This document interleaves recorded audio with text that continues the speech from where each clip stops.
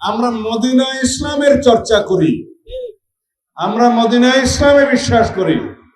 রাসূলুল্লাহ সাল্লাল্লাহু আলাইহি ওয়াসাল্লাম যে ইসলামের প্রবর্তন করে গিয়েছেন, সাহাবায়ে কেরাম যে ইসলামের অনুশীলন করে গিয়েছেন, সেই ইসলামের অনুসারী আমরা। এখানে আমরা মওদুদি ইসলামের অনুসারিত নয়। সুতরাং যারা ফিরকা ফিতনা তৈরি করে বাংলাদেশে মুসলমানদের মধ্যে বিভ্রান্তি সৃষ্টি করতে চায়, তাদের কাছ থেকে আমাদেরকে সাবধান হতে হবে।